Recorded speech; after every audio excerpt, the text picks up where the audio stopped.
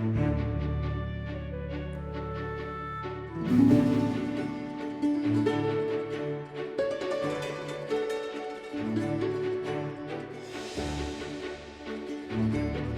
everyone. Welcome back to the L.A.M.E Book Club podcast. My name is Melissa.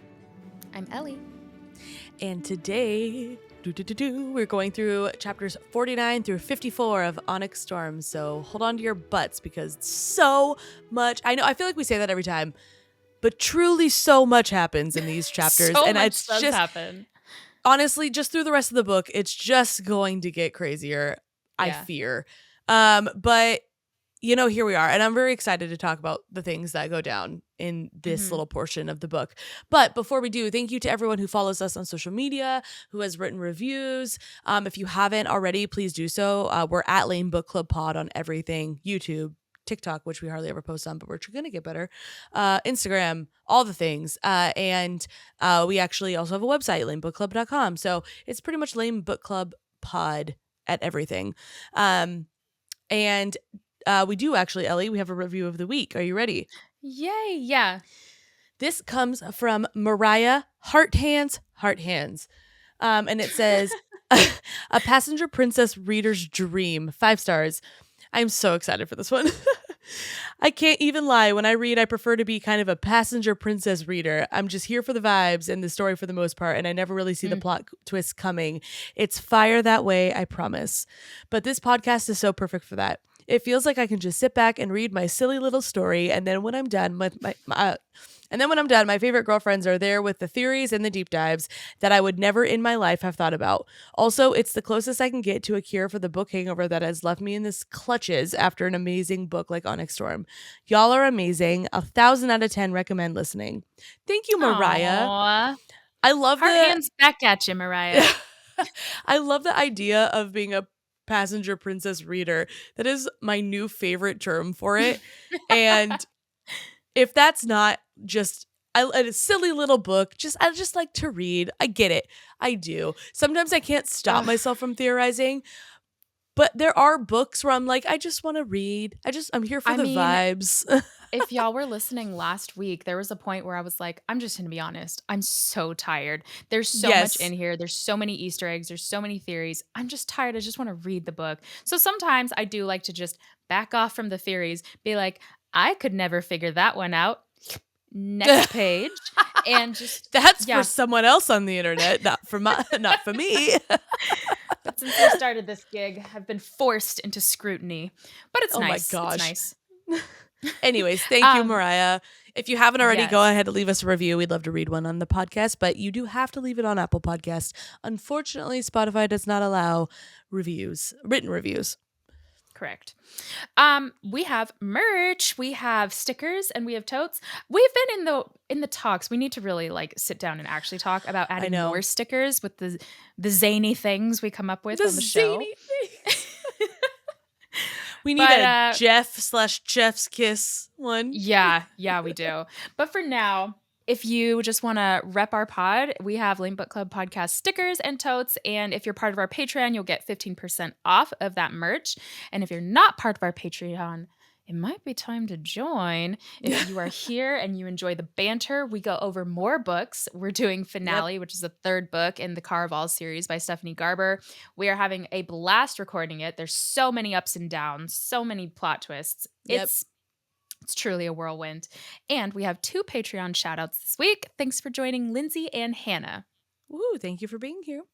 And before we jump in, just a quick spoiler warning. We will be going over events that have happened in Fourth Wing and in Iron Flame, as well as this Onyx Storm, but only through chapter 54. We will not be going past chapter 54. So if you have not finished the book quite yet, this is a safe space.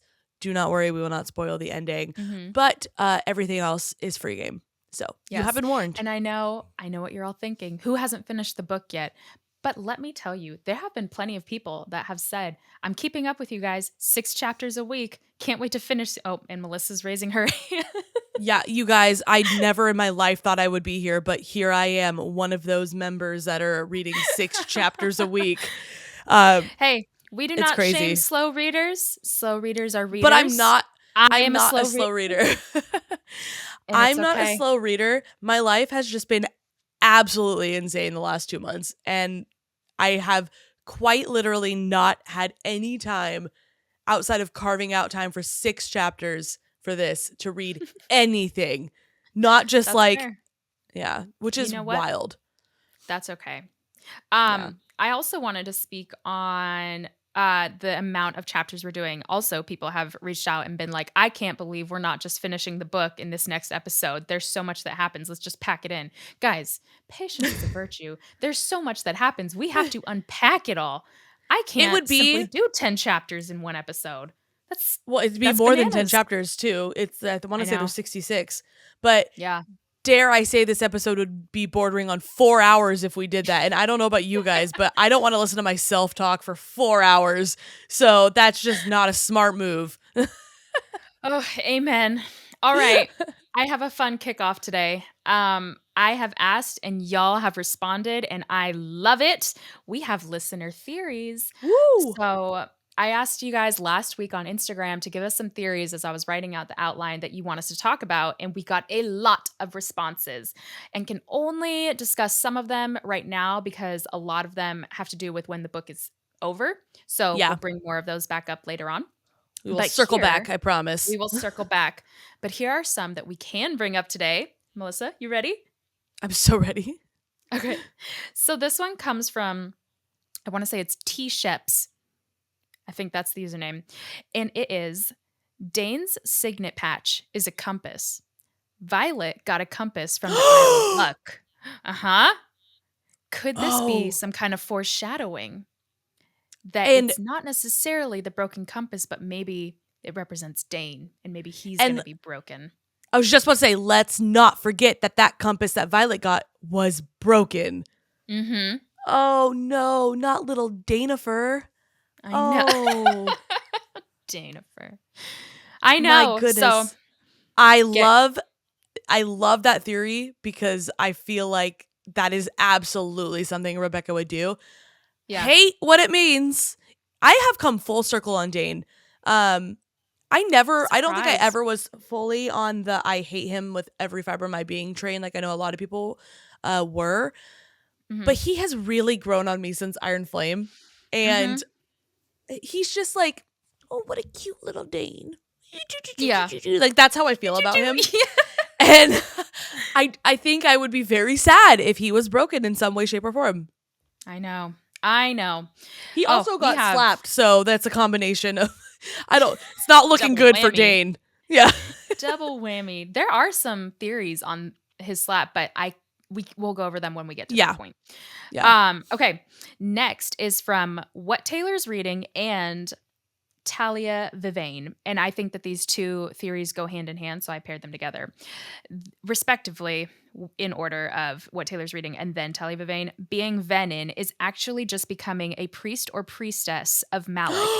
And then, what if the Venin are actually people who have given their lives to Malik, the death god? Interesting. Ooh. Mm-hmm. I get, because I mean, and we'll go into it a little bit more in this episode, but we're getting a little bit more details on like Dune and what Violet's possible dedication or unfinished dedication like looks like. Mm-hmm. So that's very interesting that you say that. Ooh, I like it. Very interesting. Last one today, and someone wrote this in. I'm so sorry. I just remembered the general details of it. If it's you, please reach back out. I will give you the credit in the next episode. I cannot remember who it was at this point. But I found something very similar on Reddit, and it is that it was interesting that Rebecca Yarros made a point to talk about the colors on the aisles. How like when they started off, it was very muted and then less muted and less muted, but still muted.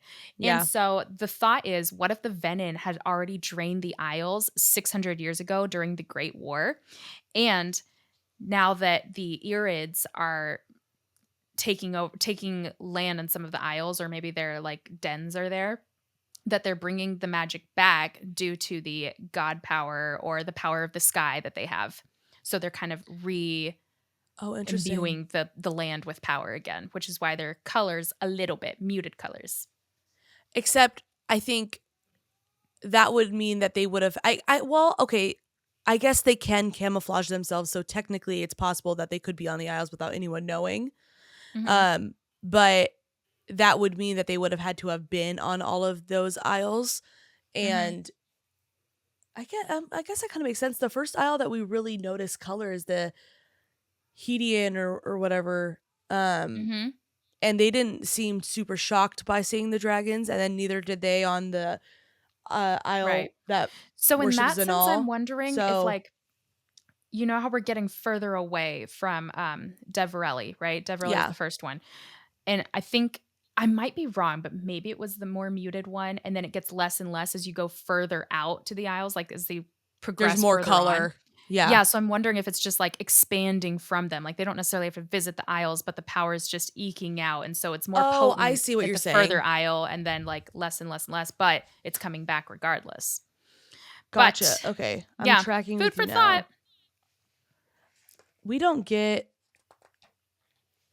We don't get a map of the Isles, do we? Mm-mm. No, and in an interview, Rebecca said that we are getting what the knowledge that Violet has currently. So in the Oh, beginning of that this makes book, we have our sense. map. She hadn't visited the Isles, but I think in the next book, the fourth one, we will have a map that includes all of the Isles since she's been there. That makes total sense. All right, I just Hmm. wanted to double check to see, because my understanding, just like what you said, based on how the way that they described like how the flight patterns and how they would have to Hmm. go, is that they kept having to go further away from the continent the more, or every time that they would travel to a new isle, which in my mind's eye means, I don't know why, but in my mind that means they're further west. That's just, Hmm. I think I'm probably backwards, but that's just how it is. They're going like that way, further away for me. Yeah, But either way, yes, I I agree. don't know. I'm terrible with geography. I'm just so bad. Terrible with it. I am.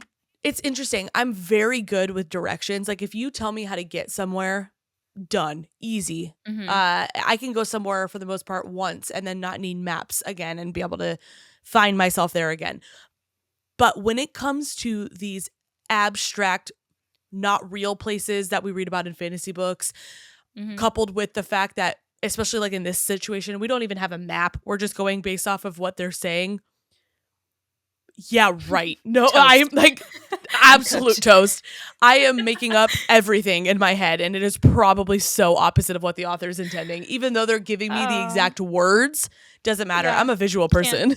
That's fair. No, I get that. I get that. I'm terrible with directions and I'm terrible at maps. So I But am a lost let's cause. circling back here. I like the thought. I like the theory of Hmm. them essentially, like what you're saying, like re-imbuing. My only thing to that, and I don't know if I'm thinking too far into this, but wouldn't the people living on these isles recognize that the color and everything is coming back more? Well, if it's over a span of 600 years and it's barely Yeah, back, that's I true. would think that it's taking a long time. But That's true. you could be right. I don't know. We need more No, information no, and that's I hopefully kind of book I forgot four. about the time frame. Hmm. Okay. You ready to start chapter 49? Boy, am I. Okay. So let's kick off with the header of this chapter. It Oh, says, while most deities allow temple attendants to choose their timeline of service, only two require a lifetime of dedication: Dune and Loyal. For both war and love, change souls irrevocably. In light of our. I was Yes. just about to say, actually, I think I'm going back on them being temple attendants of Malik, because that feels pretty lifelong as far as what we know right now. Ooh, fair point. Good point. Good point. In light of our most recent theory, which is the one where Violet has the ability to access God power from the sky, how do we think that this impacts the thought? The fact that Dune it's like a lifetime commitment. I don't know. Honestly, simply because I don't think we know enough about, and like I said, we're gonna get into it a little bit more in this episode, but Hmm. even what we know of this episode, I don't think we know enough about what it means or what it looks like to be a temple attendant, or even, like I said, like dedicated, which again we'll get into a little Yeah. bit more. But like we just are starting to like scratch the surface of that. So from on I don't really know, simply because I haven't I don't think I have enough information to theorize yet on it. Specifically because it says Dune and Loyal are the ones that require lifetime service. I'm curious if like there are any other priestesses or priests that dedicated to gods that couldn't access. I know this is really far-fetched because we don't have this kind of information yet. I'm just spitting off the top of my head, but I'm curious if they couldn't, the ones who dedicated their lives to other gods couldn't access that kind of god power because it's just a temporary service where someone who was pledged to Dune could access it for a long time. And so I'm curious with Theophanie's role too, when they call her a heretic, we'll read that later in these chapters, if she is still somehow maybe able to access god power in addition to the power she's drained from the ground or something like that that makes her extra a threat. And so because she had a lifetime dedication. You know what I'm saying? Okay. And the faded mark on her temple, that was the mark of Dune or something, or the priestess. Yeah. Okay. It was. It's in the works. I'm actively thinking of this, so if it doesn't fully make sense, that's why. I'm wondering if Say it. Just say it anyways. Well, no, I was gonna say I'm actually. I was gonna make a fairly like general statement, but I was also gonna. Now I'm realizing that even the theory that Venin were once priestesses of Malik doesn't make any sense because Jack Barlow's Venin and he was I was gonna say I'm wondering if Venin were like maybe people who defected from their service, but so they could like exactly like you said, like they could still access the power. But I'm almost wondering if maybe that is part of Theophanie's story specifically, but that's not like a generalized statement. But yeah, also now that I'm thinking about it, I don't think that all Venin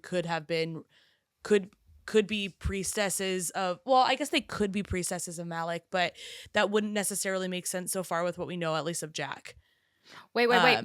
But my head's turning again because what if they call her a heretic not because she has access to the god power and access to the ground power, but because she gave up her access to god power for Malik. Like if it was Malik, like gave up Dune for Malik and instead switched sides, I guess. Yeah, maybe. Or just the fact that she was a priestess at once and then became Venin and they're like, you're sinful. That could make sense as well. To me, I'm thinking that makes more sense than the whole snip snap and the power from multiple different sources and everything. Yeah. But I'm also, I'm going to take a page out of our review of the week. I'm just going to be a little bit of a passenger princess on this one. I'm going to let someone else, I'm going to let Rebecca tell me in her time. Okay, well, within this chapter, Violet and Xaden have sex, and he was able to maintain control the whole time. This gives me so much hope. But can we backtrack for a second? Because I have something to say about this. And this is more of a logistical situation. Let's go back to page 0 of this book. Page 0. Where, yes, the quote says, the following text has been faithfully transcribed from Navarian into the modern language by Jacinia Nailwort. The girl you hate that you have a vendetta out for now? That's beside the point. I know that this is a book for being book's sake. Like, it's just a book. Oh my gosh. But if we're meant to believe that Jacinia is transcribing this, does that mean that Violet was recounting in sign language the exhaustive detail of her events with Xaden in the bedroom? Have you ever thought about that? Like chapters and to be like a historical recounting detail. I know. Yes. And we're like, oh. And the fact that it has to be done in sign language, that's like the cherry on top here for me. Crazy. I did not think too much of that, quite honestly, because I was like, oh, well, we're just in Violet's POV, so naturally we're going to know the details. I frequently and honestly, maybe subconsciously on purpose, forget that all 3 of these books have been faithfully transcribed by Jacinia Nailwort. And that means the armoire, the throne room, all of these have been recounted to her in sign language so that she could write it down for everyone to read. everyone in Navarre. Why that needs to be included in the historical context is beyond me. I know. But who am I? I'm not Navarre. There must be some importance. Surely it's an Easter egg. Surely. Okay. Chapter 50. I just want us all to think about that for a second. Chapter Thank 50. you. In this header, we find out that Xaden has resigned as a professor at Bascaeth in order to be present and in command of all of Tyrandor's military. Hell yeah. Then boom. HYB. HYB. Then boom. We're in a dream. And Violet is placed in a meadow, and her first thought is, I shouldn't be here, but this is the price of saving her life. Her, Andarna, I assume. She recognizes that she's outside of Dreyfus, and then the sage, the one that's supposed to be dead, says, I grow weary of waiting. Violet says, I am not yours, and then summons power, but before she can, she's hoisted into the air by the sage's magic, and she notes that her magic never works here, but his always does. And this is interesting to me because if this is a real event in some way, shape, or form, which I really feel like it is, what kind of state are they in where the Venin have the power to communicate, to be able to use their magic to physically harm, and the rider doesn't have access? That's interesting. Well, not even that. The dead Venin has the power. And the rider who, I mean, I don't even think, though, in this dream, what was interesting to me is she just kept saying, and I don't have any power. It never once mentions that she attempted to channel from Taryn and I felt Taryn or Andarna be cut off. That is how she always says it. Yeah.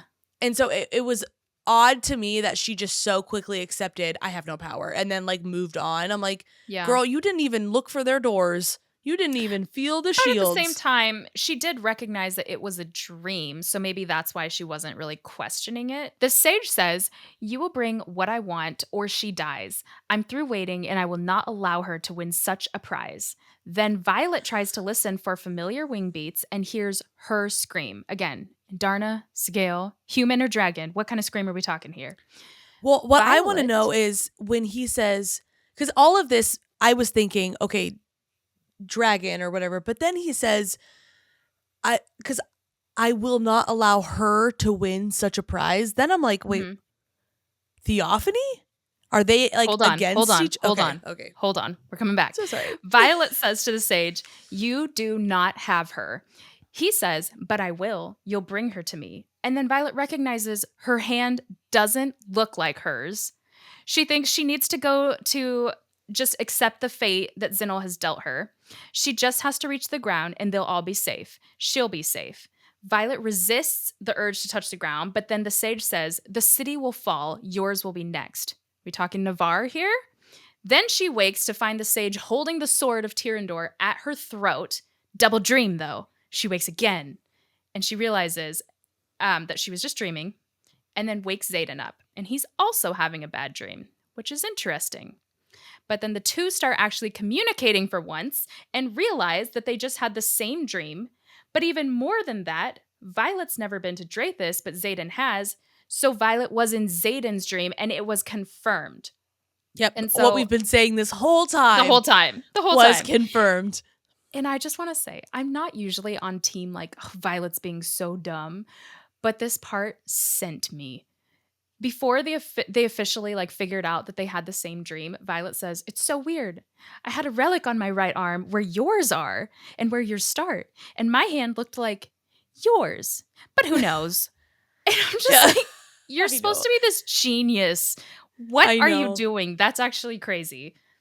Yeah. Also, I hate to be that person, but dreamwalking. I know. I feel like hold on. Okay. I know I've been saying hold on a lot, but we will have time. So since this is a deep dive, I think we should double back for a moment. And now that we know that this is Xaden's dream, let's revisit this again as Xaden and now add all of your commentary here. So he says, I shouldn't be here, but this is the price of saving her life. Violet. Yes. The sage says, I grow weary of waiting. And Xaden says, I am not yours. Makes a lot more sense since we know that they have this bond of Weird when he becomes connection, yeah. ASIM, he'll have to like submit. The sage says, "You will bring what I want or she dies. I'm through waiting and I will not allow her to win such a prize." So exactly what you said is what I'm thinking, that he's talking about Theophany. He wants Violet, but he specifically says, like, I will not allow her to win such a prize. Do we remember when Theophany was like, oh, when you turn, choose me, don't choose Berwyn? Yes. Okay, so that's it. But then I was kind of, I don't want to say bummed, but I was a little bummed because I really thought Naolin was maybe not, I guess that would also mean that he would have been dead. But I'm still team Naolin being Venin, but for a while I thought this guy was Naolin. So then when that happened, but that's exactly what I thought too. I'm like, okay, so this is Beowyn, whatever that guy's name is.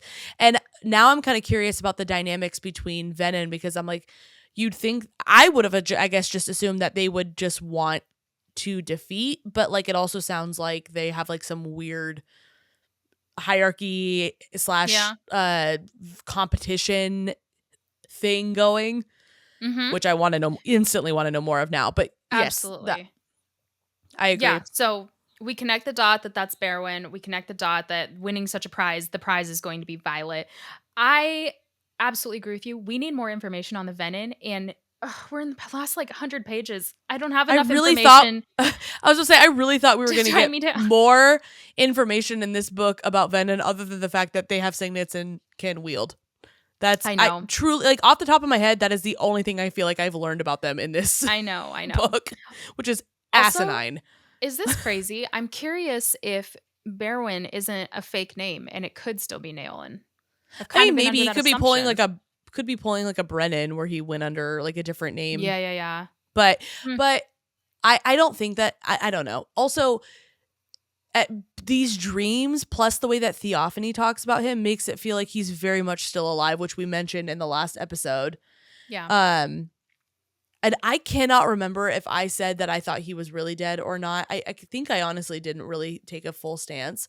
But you said that you thought he could be alive, but if he was, then how the heck did they win the last war? Because that had everything to do with them defeating them. Yeah. So you know what? I still stand on what I said, except I do fully believe that he somehow survived. But I have that just makes my questions even more. Like I'm just like, okay, so like now I need to tell me how Xaden and all of them were able, or how Xaden was able to quote unquote save everyone by turning if he didn't actually die. Like exactly. So then listening for familiar wing beats and hearing her scream. Is this some kind of foresight to a future situation where Violet is the one screaming? And then if it's so, how the heck do the Venin know the future? And again, is it human or a dragon scream? Because they just said her, listening for familiar wing beats. I hear her screaming. Is that could easily be wing beats of Sigale, but I hear her screaming. Sigale, yeah. I don't know. This is the real mind F that Rebecca plays on me with all of these, because we know it's a dream, but this guy, we also was under the assumption that he was dead, and like he is everything that's happening in this dream. It's not something. It is something that has already happened in a sense, because Xaden and him have already faced off, but like they weren't near Drathis. They weren't having this exact same conversation. So like, right. Because we've already gotten that dream where she walked in that dream. Like we know how that one went down. Similar, but very different. So what that tells me is that this isn't something that's already happened that he's dreaming about. So either this is completely made up, or more likely what I think is this is something that's going to happen and he's just somehow dreaming about it. So then exactly to your point, I want to know how the frickety frack are they able to. So Violet's dream walking, but that means the sage is like dream projecting. So, I mean, I'm making up, but like, they're somehow able to see like this is the path, this is the choice, or this is what's going to happen. You get to choose how it ends. Like, right. And how essentially they're doing that is what I want to know. It's bizarre to me. Xaden thinks he needs to just accept the fate that Zinal has dealt him. He just has to reach the ground and they'll all be safe. And she'll be safe, assuming Violet. Xaden resists, but the sage says the city will fall, yours will be next. So it's not Navarre, it's Tyrandor. Yeah. Interesting. Yeah. We do have to remember at this point, however, that Xaden thinks that these are still just dreams, and the sage is dead, and Drathus is still standing with no battle around it. So Yeah. we Well, I can't mean, assume honestly, that. as far as we know, that even at the end of these Yeah, chapters, like they are dreams. This is us this couldn't isn't assuming that necessarily they're real, not. right? Yeah. Yeah. But we know. But we But we know. know. So then Violet and Xaden are discussing how this dreamwalking situation is even a possibility. Is it their bond? Is it more?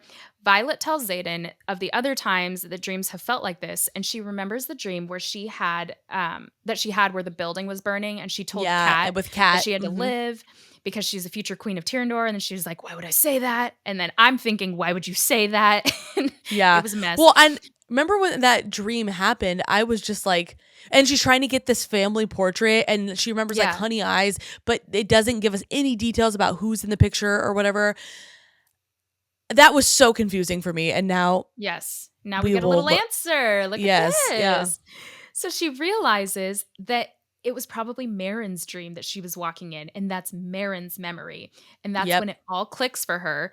At that point, are you kidding me? But okay, that she's a dream walker, and it is her second signet, and it is a form of intrinsic, and it is more Yep. dangerous than lightning.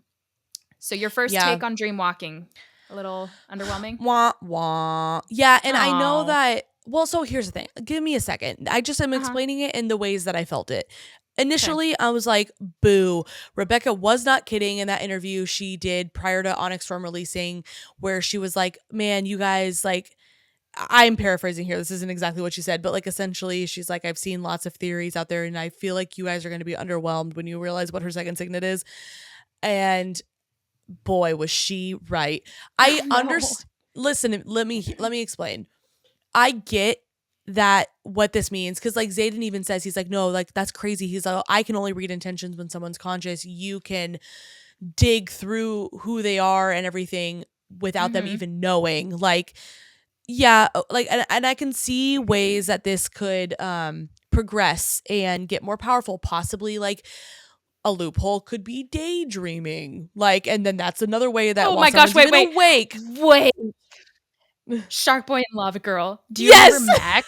When he's like, "Oh, I'm a dreamer." Like, "You're a dreamer, but you're most powerful of all. You're a daydreamer." Remember, He's like, shut "I your dream in eyes, the go to day." sleep. Yeah. Yes. Dream, dream, dream, dream, dream, dream. Oh my gosh, I forgot about that. That is so funny. Man, that was a blast from the past. But Is Violet just Max? She's a daydreamer. She dreams in the day. where's George Lopez in this story? That's what I want to know. Mr. Electric. No, but so I could see all that.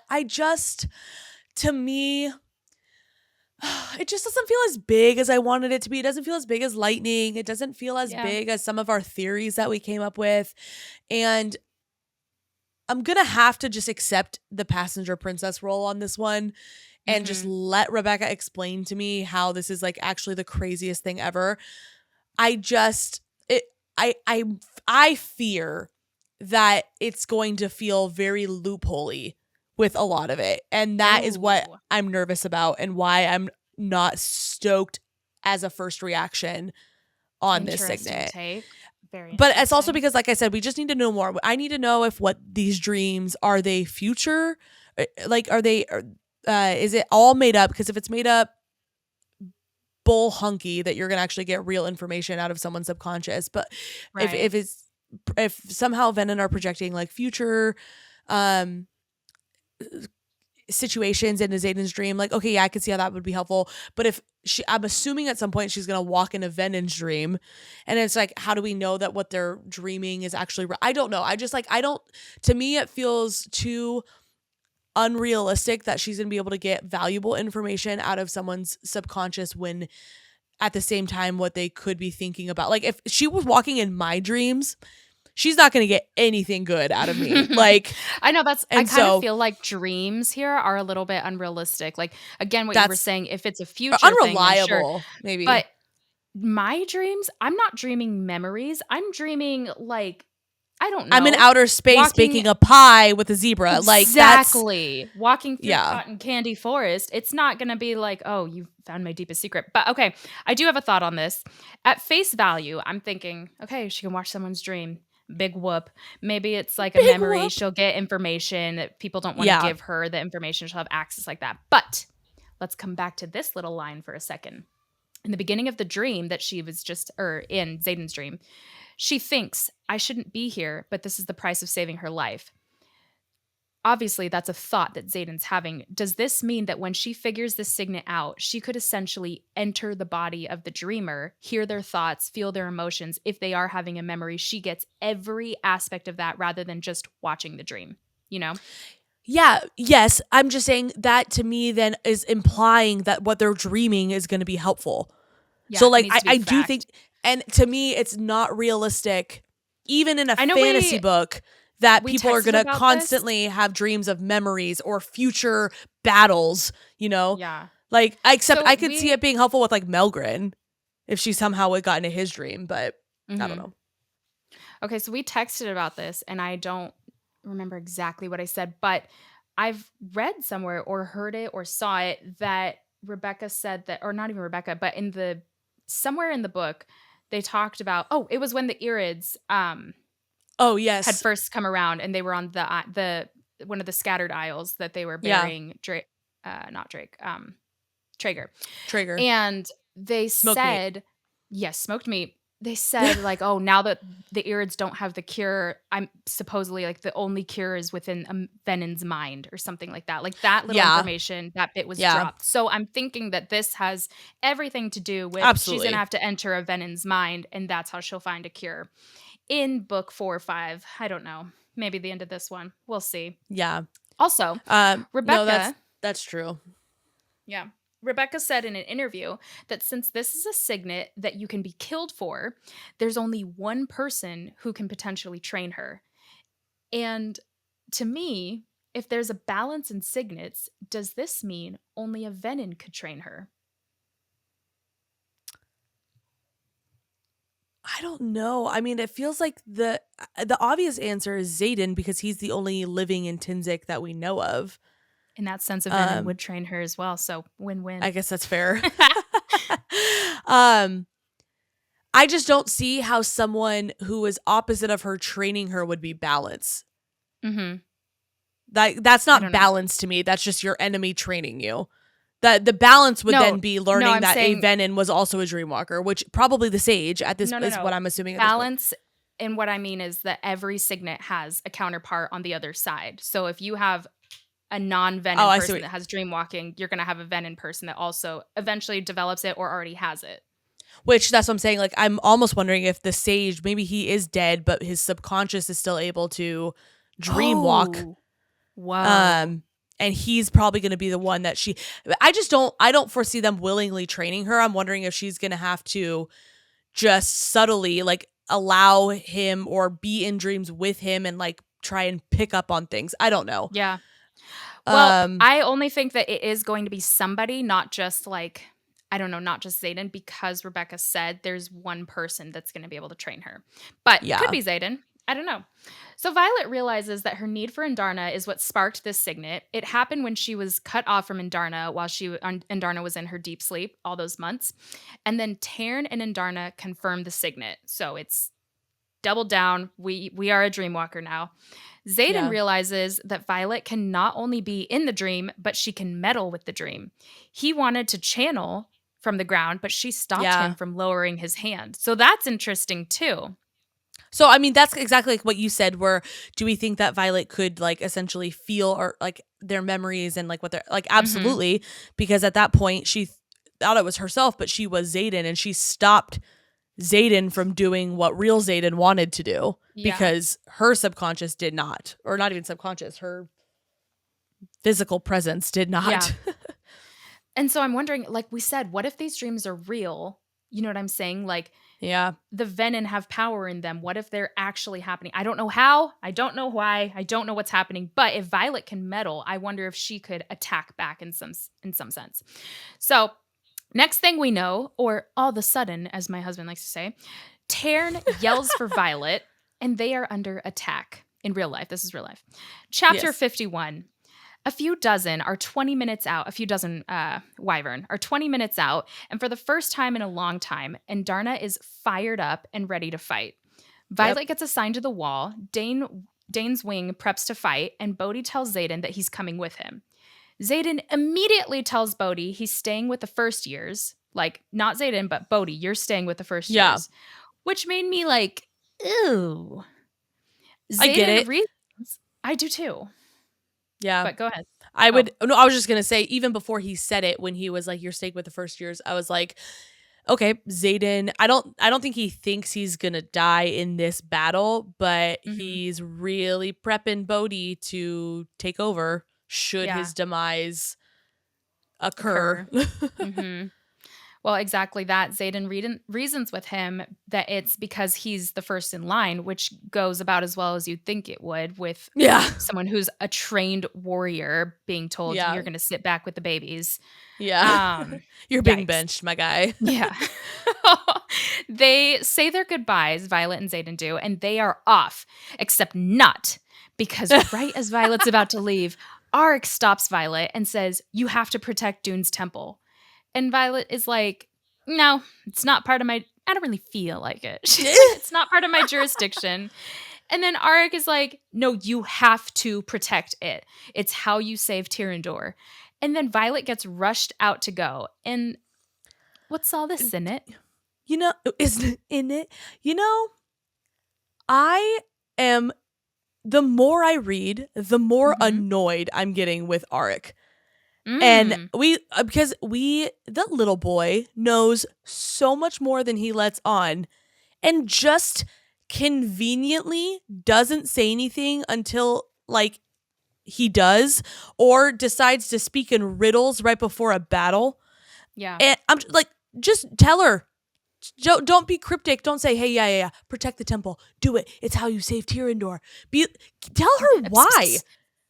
And maybe do it not when she's rushing into battle. Do it at a time where she can, I don't know, understand the information and know, because clearly you didn't just learn about this.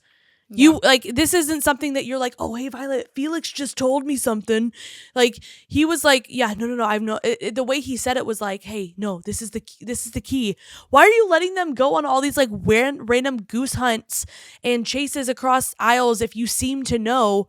And I'm not saying that they're connected, but it's just like, you know all these languages that you never told anyone. You know, like, he's actually kind of on my shit list right now. I'm not gonna lie. Like, I'm annoyed with Arik. Oh boy. Violet notices that the oncoming horde is set up in formation that makes it particularly difficult for her to strike. Tarn suggests that they knew that she was here. She notes that it would require one of the Dark Wielders to have escaped Beskayev, which means that there's a betrayer in our midst. Or which we Jack already knew, though. Escaped Beskayev, but I'm thinking it's more of the former. It's only become more and more confirmed that exactly what you said. We already knew somebody. I think in leadership. I think Melbourne. Is betraying them and giving away this information. I can't decide. What I do know is that whoever it was because of one line, one comment made in the very beginning of this book, but they said something along the lines of, like they've been infiltrating for longer than you know, but like it has to be a more powerful Venin. It's not like a Jack or a Xaden. Like it's gotta a, be like a Maven or a Maven or exactly, or something like some of whatever their hierarchy is, certain level.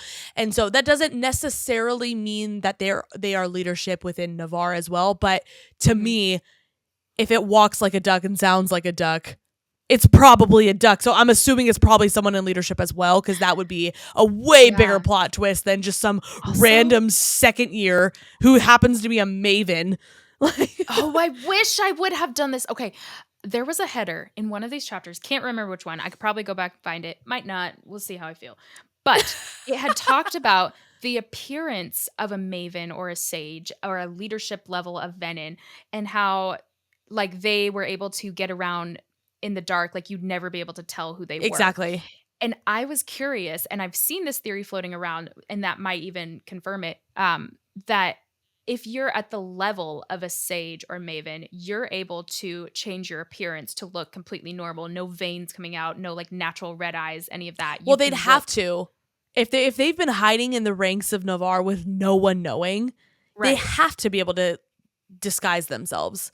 Right. Because I mean, when you get to Maven, I think about the way Theophanie and the Sage and everyone are described. They have the not even just red eyes; they have the red, like the veins popping out. Like, yeah, it's very obvious who they are and who they represent, or you know, like, and so. But if it's only that status or higher that has been secretly, like, then to me it's a no-brainer that they're able to gonna be a leadership. Yeah. Well, yeah. But I do think it's gonna be way more impactful for our story if it's someone in leadership who is giving that. You know, actually, it would absolutely break my heart if it was Devera. Yeah, since she is the most unassuming of all of them to me right now. Never even considered that. That would crush me deeply. Yeah. Watch, that's probably who it is. FML. Gosh. And she always wait. We need to maybe look into this a little more. Because she's the one doing gives like little knowing nods and looks at Violet like, okay, go ahead and tell them because I already know where you've been. Like that. Like she has knowledge that she shouldn't have. I hate this. But knowledge that could easily be explained away as like, oh, she got the battle brief and now she's just explaining it to everyone. But that's what they want us to think. Exactly. Not they. That's what Rebecca wants us to think. Rebecca. You can't pull one over on me, Becky. Watch, that's like not at all. So crazy. It's not not at all. Oh my gosh. Okay. Taryn tells Violet that Rhea is requesting light in this battle since it is dark and it is storming. The two conditions I hate the most. Violet lights up the sky with her lightning. Okay, guys. There is an Instagram picture. I shared this a few weeks ago, and I'll share it again this week. It is the most beautiful imagery of this exact scene that I have ever seen in my life. I was breathless. But she holds the lightning, Violet does, longer than she ever has, and in result, it blisters her little fingies. Violet. Yes. Is it just me? And I recognize that she is using more power and she's developing her signet, specifically lightning, a lot more and whatever, blah, blah, blah.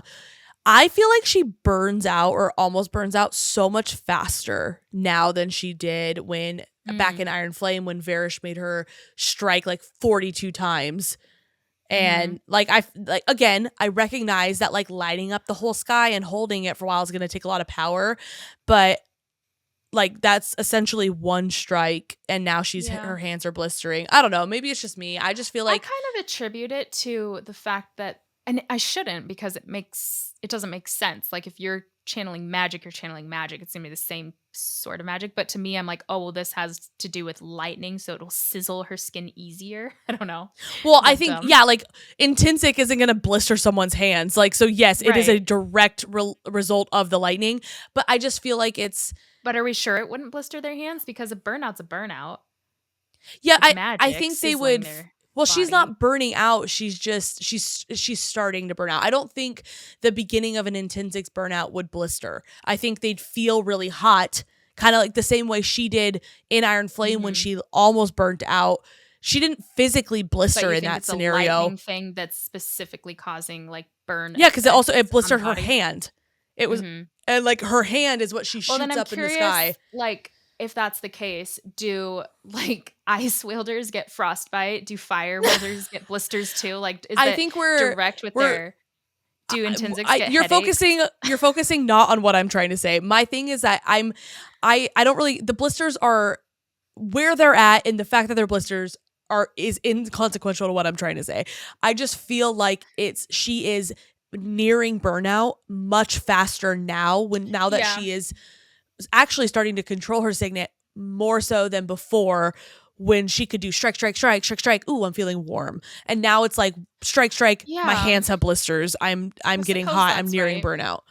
I don't know. I didn't And really think about that too much because I haven't figured stopped that probably thinking about channeled it. a lot of. Well, see, that's what I'm figured saying. Like, I that channeled a recognize lot of that. power. I recognize that it channeled a lot of power, but I guess to me, I would also think that the more she controls it, the more she practices, the more what's the word that I'm Stamina. thank you, that she'd have like doing it, and she'd be able to wield more, not the same amount, and she burns out faster because she's using more power. I don't know. That's And an maybe this is, interesting point. if someone But has like like you a said, she better, wasn't burnt out yet. So maybe I that was know. just like, ooh, let's not. And exactly what she said. She was like, let's not do that again. That was not wise. So maybe I one don't of know. those is equivalent to 12 real strikes. I don't know. Potentially. What's the lightning ratio?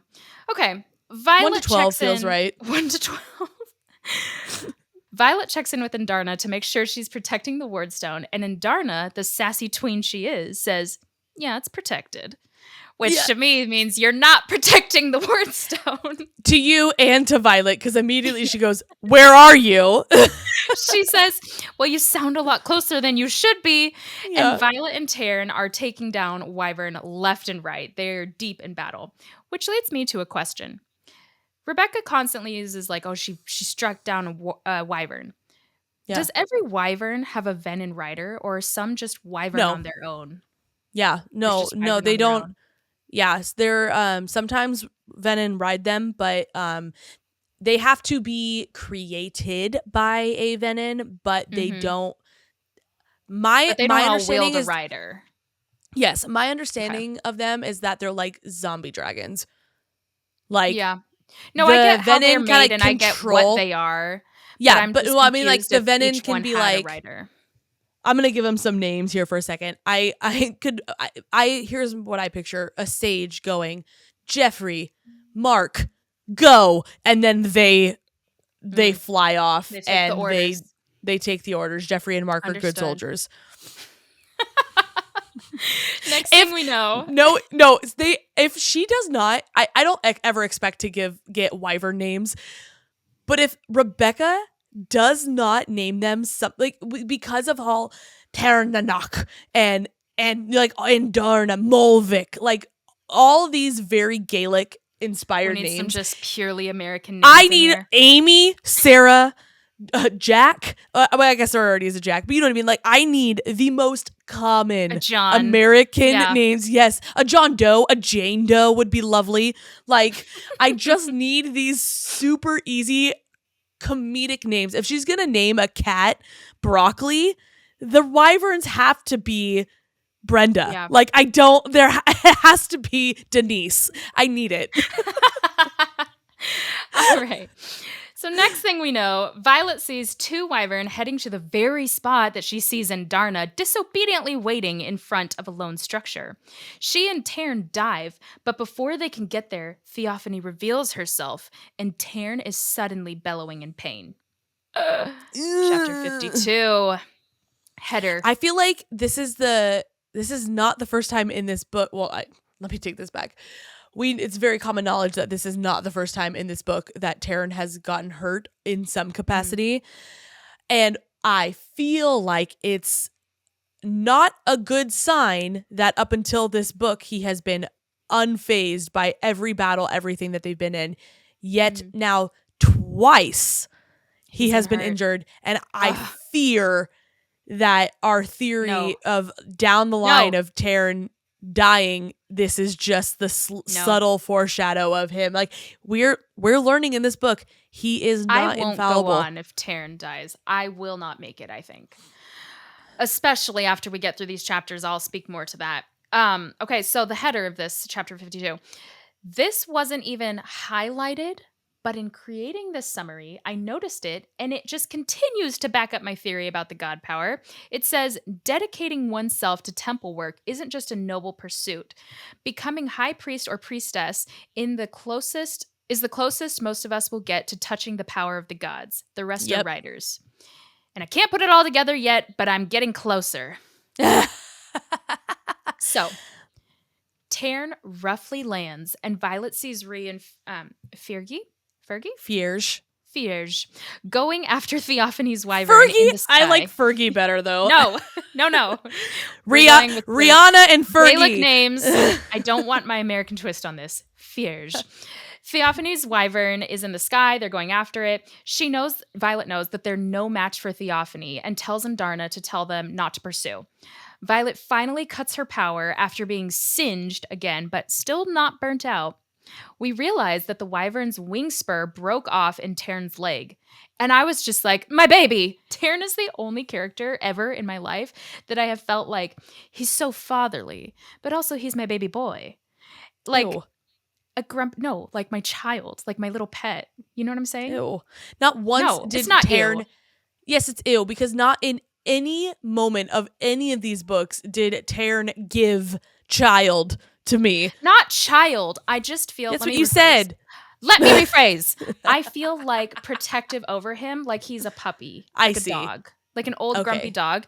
And fun fact, Rebecca did base Taryn off of her grumpy bulldog. Yep. Which is named Diesel. So it is no surprise that I feel the same attachment of like, this is my dog. I don't want to call Taryn a pet because he's not a pet, but like, he's mine, as I am also Violet in this book. You know what I'm saying? But also he's a father, but also he's mine. But also, like, he's a puppy. It's the balance of like, oh, my sweets, but also paternal strength, you know? Yeah, that I've not want. I know she based his character off of her grumpy bulldog, and I love that.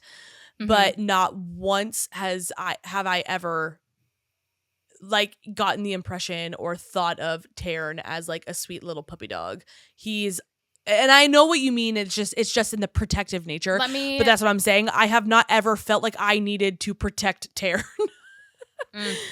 Do I want bad things to happen to him? I'm dying inside.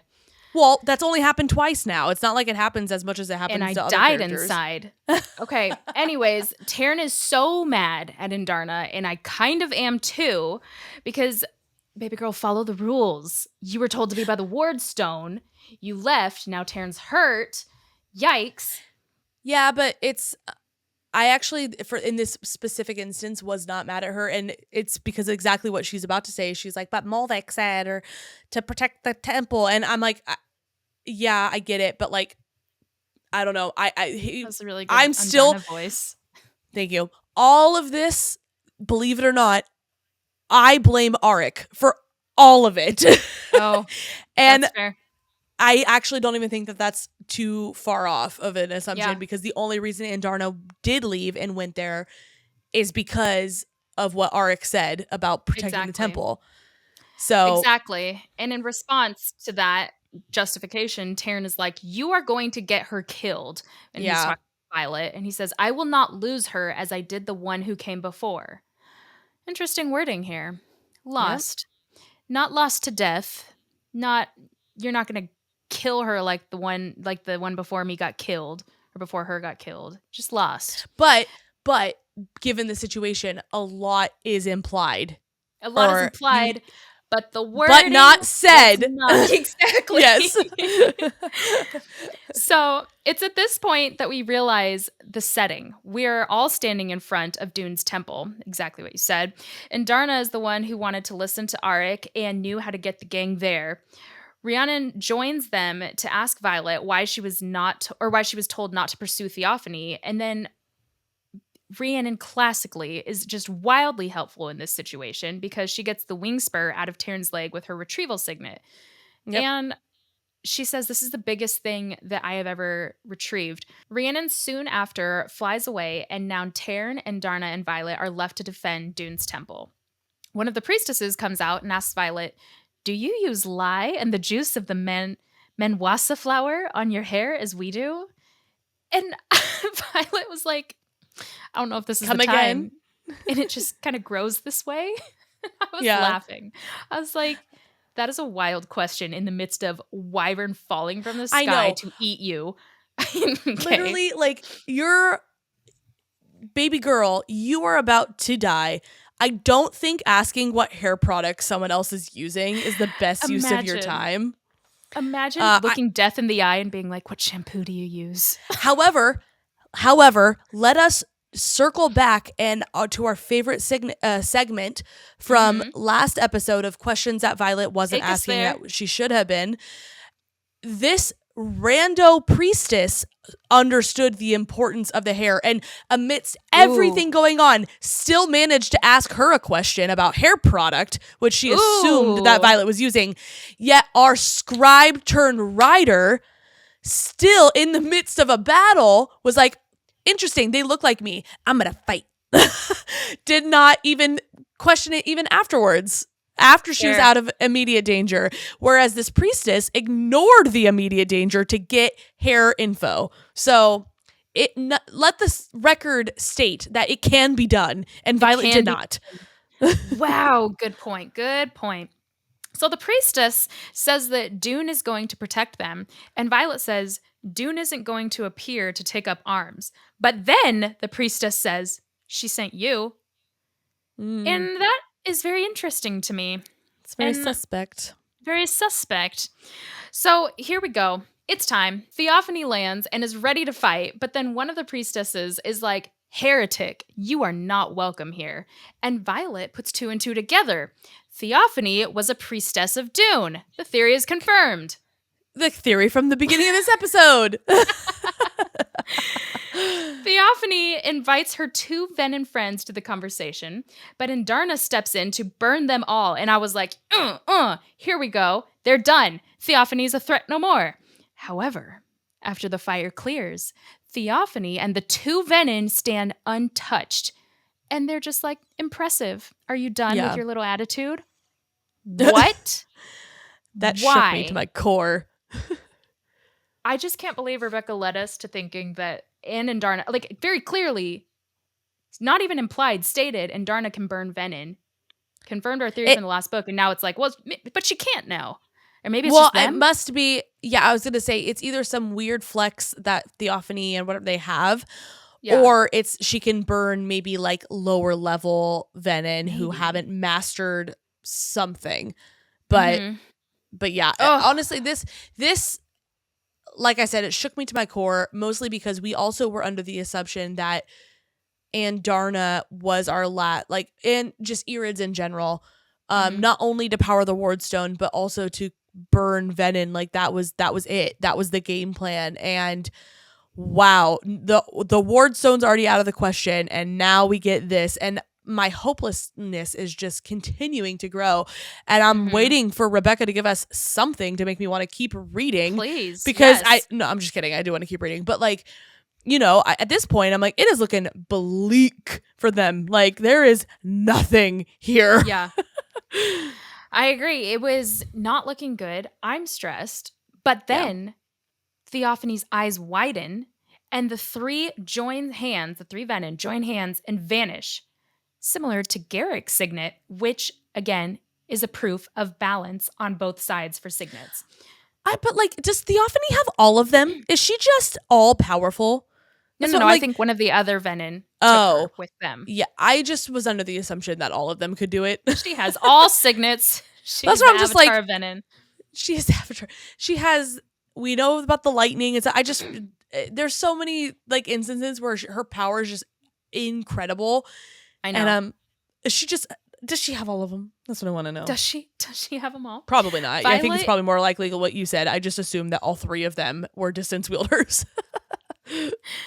So Violet, in true fashion, is like, well, we can't unpack all of that, and then just moves on to keep fighting the remaining wyvern. I respect it. No questions here.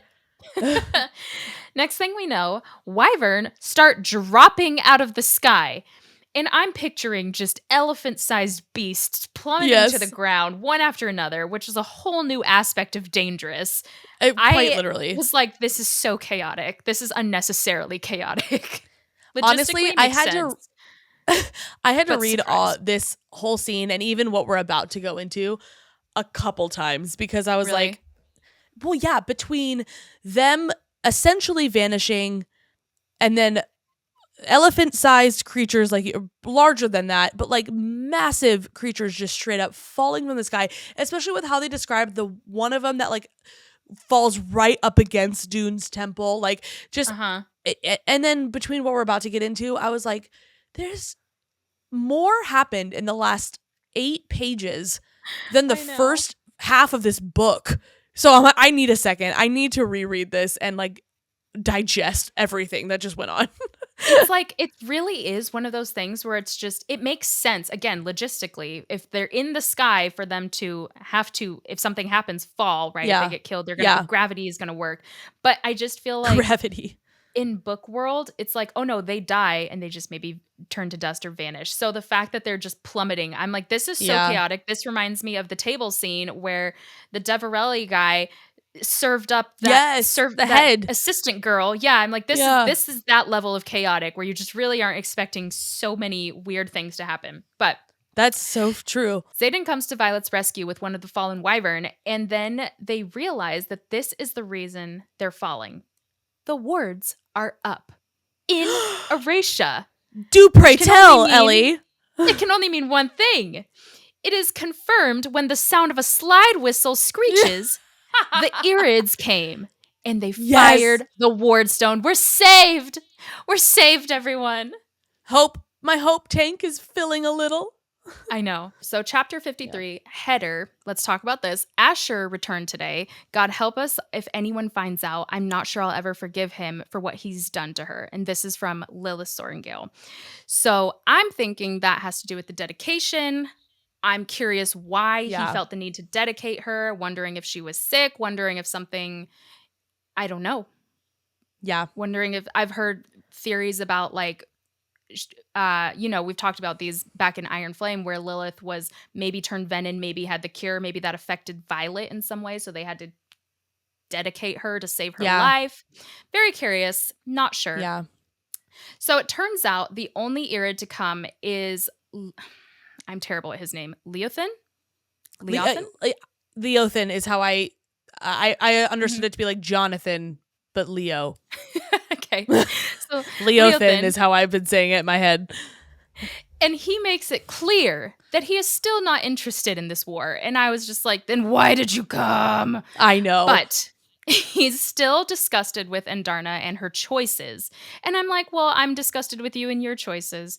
But anyways, I digress. He reveals that the other Irids are more of a distant line. He and Andarna are from the same den, had she been raised there, which means that he is truly her family. And he sucks. Well, honestly, though, this whole conversation, I... again, had to read this a couple times because the first time I focused way too much on the wrong thing. Mm-hmm. I was under the impression that, and clearly I was misguided, but that each breed of dragon was a den.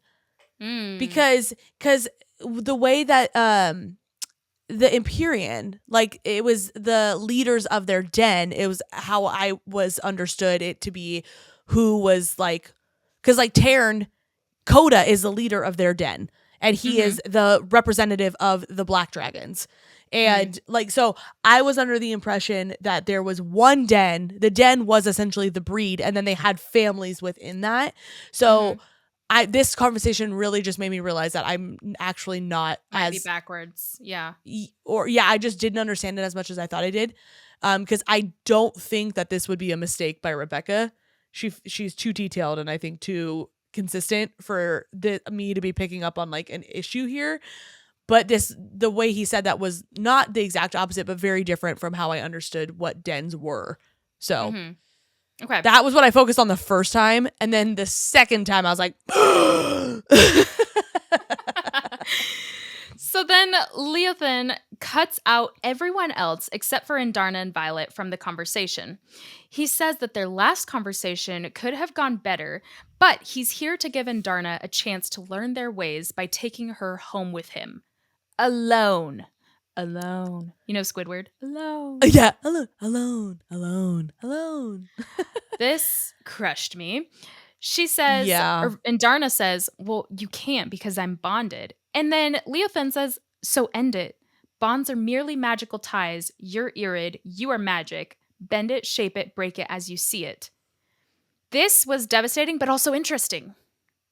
Yeah. There was so much to unpack in this one sentence. Right. first thought was exactly what you were saying earlier about how Irid's like imbuing the Isles. If they are magic, that would make sense. I also want to know, why are they so special? Like, why are they magic if all other dragons aren't? Like, and I know we had like a loose thought or even just mentioned that they were like tapped into the god power or something. I don't know. But I just want to, obviously they're special because they're the seventh breed. They're needed for the wards and like blah, blah, blah. But there's so much more here. And I want to know more about them as a breed or a den or a whatever question mark. But like me too. The Irids, what you're saying, if they're magic, that means that they are generating their own magic from within themselves. Yeah, they're the source of the magic, where other dragons, they're channeling their magic from what I'm thinking might be the ground, but or something. Yeah. Or are they sources too? No, I don't right? know. Well, might know, because also I think the fact that they can like camouflage themselves, the fact that they can speak to anyone that they want to just by mentally slide whistling, like unless that is an ability that other dragons have and they just choose never to use it, I don't think that's the case though. I don't think that they're able to. So it just feels like the Irids can do so much more. Also, side note, I wanted to bring this up. If Leothin can do all this, do you think Andarna could also then speak to literally anyone? I do. I think she needs to learn how to do it. Yeah, exactly. Modeled her behavior after the other dragons, and they don't. Exactly. I do have a thought here. So this one's unhinged, and it's just coming out of the old melon. But do you think that this ability to bend it, break it, do whatever you need to the bond extends to only their bonds, or do you think they could do that to other bonds? Could they possess? Ooh, that's interesting. Yeah, could they possess an ability to break bonds between perhaps sages and their initiates? Because you know how they say they're like basically servants to their mavens or sages. They have to do what they say. Could Andarna end up breaking that bond for Xaden and therefore helping him cure, I mean, so far, whatever. Everything we've learned about the Irids is just the exact opposite of what we've known to be true. So why not? Why not? Take a crazy chance. Why not? Why not? So all right, that's a really good thought. Honestly, I thought what you were about to say would be way crazier than that. That doesn't feel that far-fetched to me. So then, and brainstorm with me. Andarna says in response to the break it bend it comment, I can't. And Leothin says, you already did, followed by, who bonded you first? And I want to draw attention to this because it's so weird to me that it makes sense in this conversation why he's asking, well, who bonded her first? Because it seems like he's trying to say, oh, Violet will still stay alive because she has this bond to Terrence since he was the one who bonded first. But this is the second time that Violet is being asked who bonded her first. Because in Iron Flame, Theo of Venin asked her which dragon she bonded first, Terran or Andarna. Why does a Venin want to know that too? What is the importance of the order? And what does it have to do with the bonds outside of a lifeline? That I didn't even remember that question being asked in Iron Flame. The only other time I remembered it being asked was when on Threshing. That wasn't even necessarily who bonded first. It was who did you bond to? But I remember Terranach was the first one, and then Andarna. That's kind of how you know what I picture Andarna as actually in my head. Have you seen Barbie Rapunzel? Yeah, have I seen? Yes. You know the dragon, the purple dragon, Penelope. Yeah. Yes. Just cute, goofy, feminine. I like her. Animated. Yeah, animated. Yeah, that is so baby Andarna. Well, if you guys have any theories on the order of the bonds and why that's important, drop them in the comments. I'm dying to know. What struck me more in that conversation was how she said he's just break the bond, and she goes, I can't, and he said you already did. That's what struck me more. It did until I read the next sentence, because he says manipulate the bond, or like in a sense like bend it, and she says I can't. He said you already did, and that is alluding to the fact that she created a second bond where there Oh, naturally shouldn't have been one, because I was I about to write a whole focused. thing and then I was Yeah, like, hold on, wait a I minute. focused too much on the fact that he said break it. And then also said you already did. I'm like, when did she break it? All you're talking about is when she bonded, not broke it. So That's thank you fair. actually for clearing that up for me, because I was like, we need to talk about how she supposedly already broke the bond. He says that if Andarna chooses to return, she can reforge the bond. And Violet tells Andarna that she just wants her to be happy, even if it's not with her, which is a Mhm. green flag breakup situation. But I hate that it's a Amen. breakup situation. The Yeah. last thing Violet hears from Andarna is, I do not know how. And then the slide whistle starts again. Andarna kind of whips her head back at Leothin. I'm assuming in like, what did you just do? But then the two dragons take off and the bond with Andarna is gone. Which, to When be fair, but that happening to me Mhm. absolutely proves that they could break other bonds, because Leothin did Oh, might not. have done it. He had to have. Yeah, he didn't explain to Andarna her how to do looked. it. No, he didn't, and Andarna looked shocked as well. And then when Violet reached for Oh, the bond, it was theory gone. confirmed. I like it. So, because I wanted to be like, oh no, they can only break a bond that they formed, but it Yeah. also would make sense that they, like with them being magic itself and being able to manipulate and stuff, it would make sense that they could break other bonds. But there's no shot Andarna broke it here. She didn't. Yeah. She didn't even know she could until 30 seconds prior to that happening. So, like, it had to have Interesting. been Leothin, Interesting. which to me then says, okay, so they can break bonds that they didn't form, Yeah. because yeah. Whew. Wow. When I tell you I was bawling, I was crushed, I was So, destroyed. unpopular opinion, probably. This Mhm. did not affect me at all, simply because of the line that Leothin said is, if you come back, you can reforge it. Oh, I There's even put in no here. doubt in my mind that that's not going to happen. So I wasn't Wait, even, I yeah. literally wrote no doubt in my mind that that's not going to happen. That's funny. Jinx, junks. Jonks. But yeah, I don't know. So I was like, oh my gosh, this is hard. But actually, I have no empathy or compassion, because what I'm about to say is how the beginning of chapter 54 now, when Violet is in her bed and not moving or eating or anything, I was like, girl, she's coming back. Like, get up. Oh my gosh. When I tell you, I think it's just the way it was written. I cried for probably 20 minutes in like 20-minute increments for the whole day. I just I wish periodically was just crying. I It was wish that so it affected me like that. I think I was in a weird mood when I read this part of the book, so I think that had a big part in That's how my crazy. reaction to it. But I wish this affected me more, because I love when books evoke emotion out of me.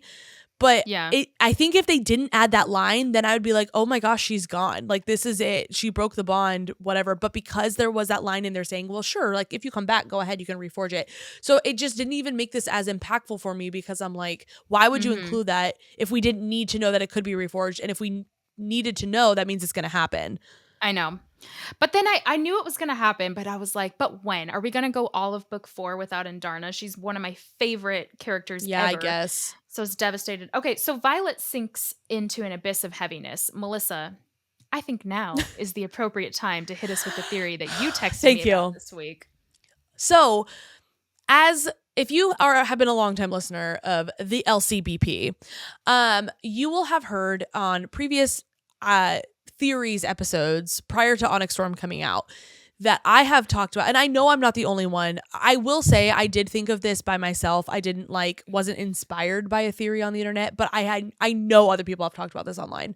But I am fully and 100%, even still, honestly, this has just confirmed what I was thinking, have been on the bandwagon of the theory that Naolin did not die.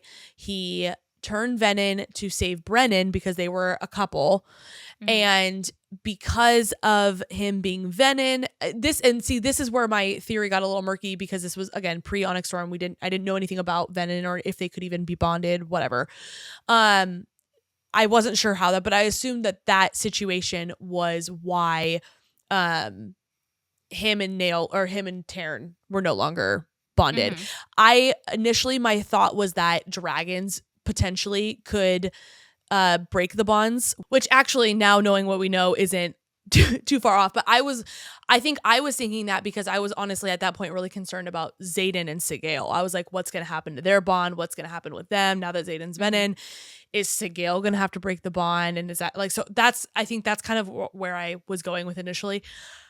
But now my first thought then after this whole situation happened was, okay, so Irids are magic. So Leothin said she can manipulate, bend, break, whatever, the bond with Violet. And I'm thinking, okay, well, essentially when someone turns Venin, they are creating, they're pulling magic from the ground, but they're not tied to a source. So I'm like, what if it's actually the opposite? Still in the camp that Naolin's Venin, but since he channeled, he then therefore created his own magic. And what if he was the one who then broke the bond with Tarn? Because I'm thinking, like, what absolute utter hurt and betrayal. First off, that the rider that you chose would turn Venin in the first place. Then secondly, that they would choose that over you and break the bond. Like, no wonder that almost killed him. Like, I think that would be devastating. And no wonder he never wants to talk about him. Like, I wouldn't want to talk about that kind of betrayal either. So I think now knowing all of this, that's where I land with, that's the hill I'm dying on. Naolin turned Venin, and then Naolin broke the bond with Tarn, and that's why he never wants to talk about it. Could be. All right. Chapter 54, guys. This is our last chapter. Tarn really steps up in this chapter, which only made me just continuously cry even more. He gives Violet, and I'm not kidding, writing this summary, I started crying again because I was just so crushed and like touched by Tarn's love in this chapter.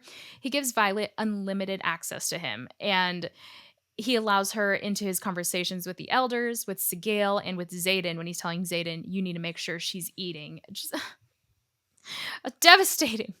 Gosh, what is wrong with me? Why did this not affect me as much? Maybe you're Venin. After 3 days, Mira shows up for Violet and gives her some tough love, but love nonetheless, I think. However, she asks, how did you replace the power you lost? And Violet responds, I didn't. What are you talking about? And I have seen some conjectures, some theories, some thoughts online that this could mean that the bond was never really broken, but silenced, like that RSC potion drug thing that she took. Oh, yes. Ooh. That before, I like that. Yeah. Before they can dive into why is your power still there, whatever, Brennan comes in and starts fighting with Mira on just like, she's my sister too, I should be here.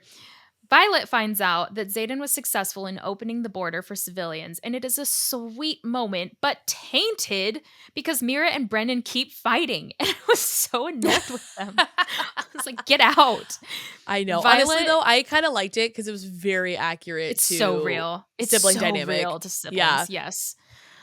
Speaking of, guys, I don't know if I should say this on the pod, but my brother is coming over today. He is 8 years younger than me, and he is bringing his first girlfriend over to meet some of the family, me and my husband, and I'm so excited. Okay. I'll follow so, up sibling dynamic. Sibling dynamics. Okay, Violet steps out with Xaden, but can still hear them, and then overhears some information that I think she was not supposed to be privy to. In response to Brennan finding out Mira visited their grandma, Mira says, Violet has Dad's books. You have Erasia. I went to the only other living family member in our family because all I have are a few of Mom's journals, and there are months missing. And they're from the summer Mom and Dad left us with Grandma Niara. Mom purposefully didn't write anything. Mira says she remembers that Violet was too young to stay, and when they returned, Grandma stopped speaking to them. Brennan argues that it doesn't mean they hauled Violet to Dune's temple and dedicated her. But here's where the eavesdropping gets real juicy. We find out that the only reason the dedication was stopped was because the priestess started the process, but then told Lilith and Asher that they only accepted children whose futures are certain, and Violet still had paths to choose from. Do we remember when the priestess on Umbriel asked Violet if she chose this path herself? Yep. I wonder if and then she was like, you can still finish your dedication. Interesting. The 21st night of September. So sorry, that's my ADHD. Then Mira said that the priestess said that if Violet chose her future poorly, she could still earn their mentorship, but she'd turn Venin. Why would the priestess still be willing to mentor Venin? That's interesting what I agree. I read that line a few times because I was like, hold on. Did it say she couldn't have a mentorship? No, it says she could. She could, but she'd be Venin. Like, and this was, I mean, Violet is what, 20 something now, like early 20s now. And so she was, I looked it up. She is 6 years younger than Mira. And so if Mira was 8, she's 2. She was 2 when this happened. So if she was 2 years old, that was almost 2 decades ago that this conversation happened, which means 2 decades ago, the priestesses knew about Venin and just no one else in Navarre, like only leadership and high priestesses. Like, I have something else to add to this. We talked in the beginning of this episode, and we're just freestyling right now because this is not on script. We talked about Theophanie being the heretic because maybe she chose the Venin path instead of Dune. But clearly, you can choose the Venin path and they'd still mentor you under Dune. So why are they calling her a heretic? What else did she possibly do to like really insult their religion or their dedication to Dune? Unless it was a situation where she was, again, spitballing here, where she said she'd still be, like, I could still mentor her, but she would be Venin. I wonder if it's like they would mentor her up until she became Venin. They're just saying this is the consequences of the actions and the path chosen. Interesting. So maybe that's what it is. And similar with Theophanie, where like they were mentoring her and then she became Venin. I don't know. Again, spitballing, just a thought. Could be. Well, I wish the wording gave us a little more insight to that, but it doesn't. So that's or just fine. The book. Or just the book. Give us more. More. The siblings pieced together that Asher alone took Violet to Umbriel. There we go. In an attempt to fix her, quote unquote, by giving her to Dune. So which I take it back. They probably would know about Venin on other isles. I forgot that they were on Umbriel. Yeah. I recant my statement. So again, what is fix her? Because that theory about Lilith keeps popping up in my head that perhaps she was Venin, then she had the cure, but Violet had some kind of ailment from that chaos, and now they need to fix her. But then if they're, again, being like, well, she has past shoes and she could turn Venin, maybe she wasn't ever, I don't know. Everything's confusing. I know a lot of people really think that Lilith was Venin when she was pregnant with Violet. I have nothing other than vibes to explain this, but I just don't think that that's what it was. I'm not saying that whatever happened isn't going to play into the potential cure. And if I'm wrong, I will happily be wrong about this. This isn't one where I'm like, everyone's so stupid that thinks that. Like, that's not, there's something about the theory that I don't know. I'm like, it just doesn't make any sense to me. I don't know. I just really don't think that that's what was going on. You know, for me, I just feel like we've got 3 books now. That was a theory in book 1 for a lot of people that has held on this long. And I'm like, we've evolved. We can't still have that theory, even though technically it really still could ring true. I'm just like, no. We've evolved. We have to evolve our theories as well. But that one, it really could be. I don't know. So the only thing we can do is persevere, as I say often. Mira expands that what the priestesses actually said is the heart that beats for you or within you would do the wrong thing for the right reason. And I was like, Mira, that is so different than she's going to become Venin. Well, and that's why immediately Brendan was like, wait, did he say in her or for her? Exactly. Because Brendan knows. Yeah. And this is where Xaden steps in and does a dramatic reveal. It's him, not Violet. And Mira is like, then I have to kill you. But Brennan and Violet stop her. They try to explain, and Mira is beside herself that they kept this information from her. Xaden says to Violet through the bond, she doesn't intend to tell anyone about me, and Violet thinks to herself, you could read her intentions through her shields, and then moves on. Another question with no Another answer. question. Mira storms out. And guys, that is where we end this week. Next week, chapters 55 through 60. And then it is our very last deep dive episode after that, where we will announce what book we are planning to do next. Yep. Before we do that, though, yeah, I just simply need to say my old emotionless, crusty heart did crack a little in this scene when they were like, well, how long have you known? And they're like, oh, December. And she goes, the word was even italicized. December. Like Mira's like, it's been that long and no one has told me and you all knew and kept it from me. That got me.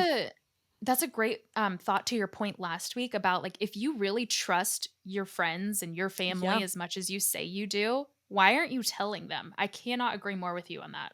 Thank you. Yeah. But that was all. I just had to say that because I, being a sister, would be floored if I found out that mine was keeping this big of a secret for me for months. If I found out my brother-in-law was Venin and they had known for months, there'd be hell to pay, let me tell you. And with that, have a great week, everyone. Make sure you like, subscribe, follow us on Instagram. We're at L.A.M.E Book Club Pod. Please leave a review. We love to read them. We'd love to read yours on the podcast. And we'll see you next week. Bye, everyone.